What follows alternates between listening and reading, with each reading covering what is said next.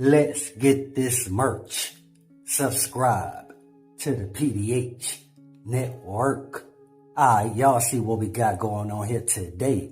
As y'all see the thumbnail, y'all read the title under the thumbnail. Yeah, man, today's video is dealing with everybody who had their hands in the cookie jar pertaining to setting up young Dolph and Makedas. So we already know about Govan, Str8 Dropp, his relative JaMarcus Johnson, and little amigo cousin, whom is Cornelius Smith. So going back, we already know that Govan, he got a bond release. And a lot of folks was confused when Govan got released. But like I told y'all before, man, it's about following the money. And if they not gonna follow the money, they gonna watch every move that Govan make to see who he gonna consistently stay in contact with.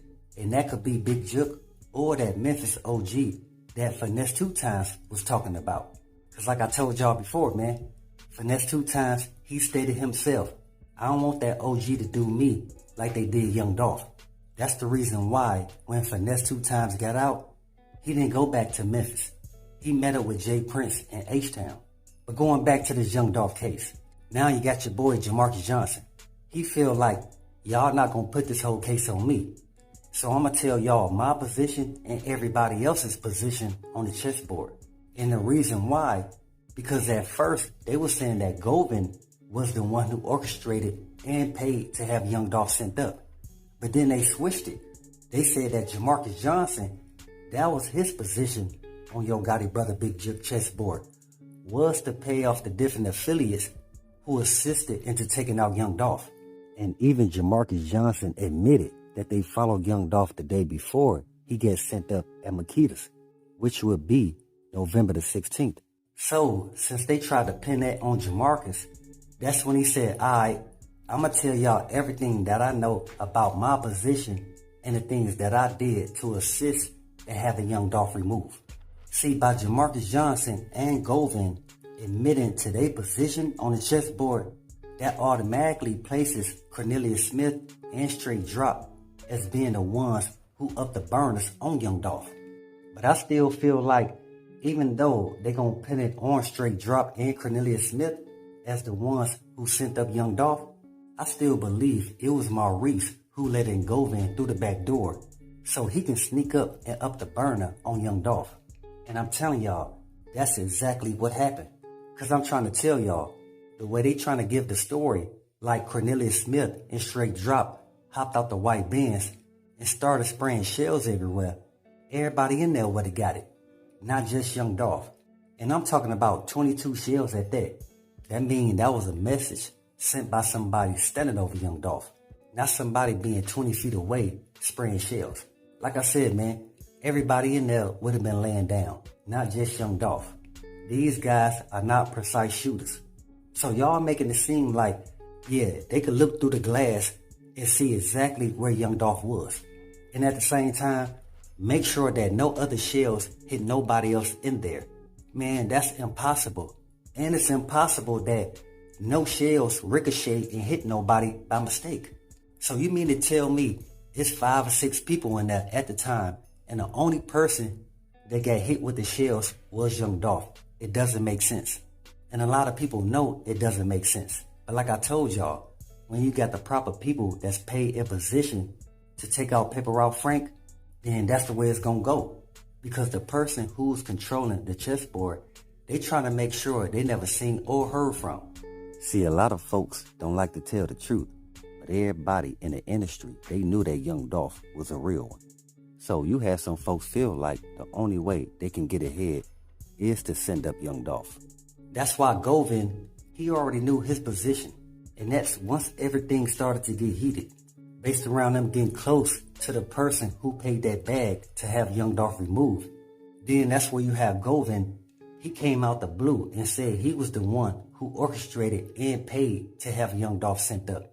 Come on, man.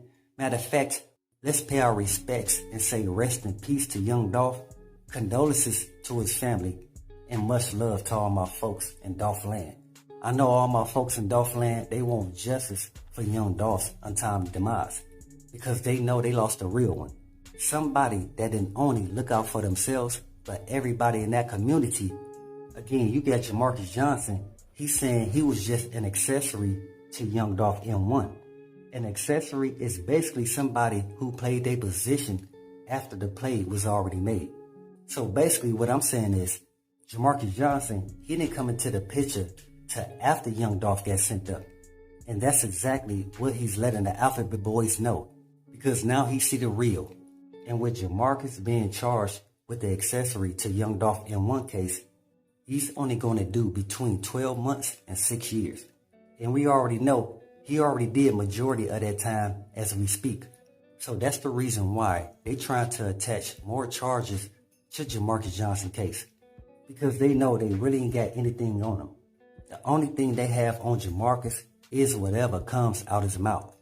But I told y'all, once the judge start giving out those football numbers, these guys, they gonna start talking. And that's what we seeing happen between Govan and JaMarcus Johnson. But we gonna see where that information leads to.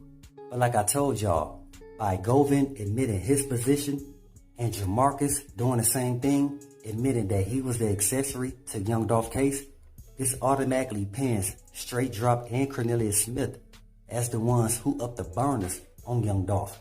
And I'm telling y'all, they want the exact person who paid the bag to have Young Dolph sent up, and they want the people who up the burners and sprayed the shells at Makedas. So again, that's the reason why they trying to find that Memphis OG. And I see you young dudes coming in my comments talking about what Memphis OG. Because y'all not familiar with him or too young to know who he is, don't mean he doesn't exist. So that's the reason why they released Govan, to see if he gonna be in contact with that Memphis OG. And I told y'all about the Scorpion unit, the ones that's related to Yo Gotti and his brother Big Jook. They made sure that none of the camera footage in that parking lot was shown to the public. Because we all know the camera footage from that parking lot, it would show exactly what happened. And I'm not just talking about the MPD Skycam, which should have captured everything in a 3-mile radius. And y'all would have seen the Scorpion unit, they sat right in that parking lot and watched everything unfold.